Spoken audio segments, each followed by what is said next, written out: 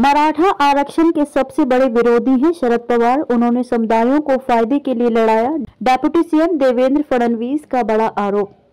मराठा आरक्षण के मुद्दे पर महाराष्ट्र के उप मुख्यमंत्री देवेंद्र फडणवीस ने विपक्ष पर निशाना साधा। फडणवीस ने शनिवार को कहा कि समुदाय की मांग का सबसे बड़ा विरोध एनसीपी सुप्रीमो शरद पवार की ओर से हुआ। नागपुर में पार्टी पदाधिकारियों की एक सभा को संबोधित करते हुए फडणवीस ने कहा कि एनसीपी सुप्रीमो कभी भी इतने लंबे समय तक सत्ता में रहने के बावजूद मराठों को आरक्षण नहीं देना चाहते थे। उधर फडणवीस के आरोपों पर एनसीपी के विधायक जितेंद्र आव्हाड ने महाराष्ट्र सरकार पर पलटवार किया है।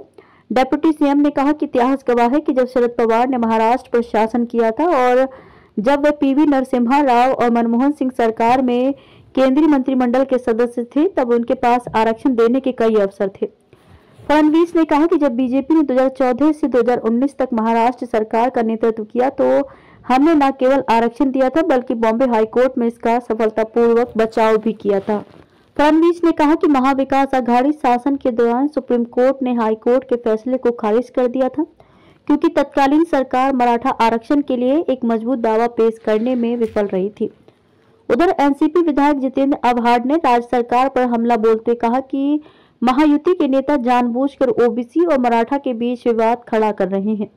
सरकार को आरक्षण नहीं देना है, इसलिए लोगों का ध्यान भटकाने के लिए शरद पवार का नाम लेते हैं। आव्हाड ने उप मुख्यमंत्री देवेंद्र फडणवीस से कहा कि खुद की असफलता का ठीकरा दूसरों पर फोड़ना उनका पहले से काम रहा है। आव्हाड ने फडणवीस को चुनौती दी है कि वे शरद पवार की ओर से मराठा आरक्षण के विरोध में एक बार भी दिए गए बयान को साबित करें।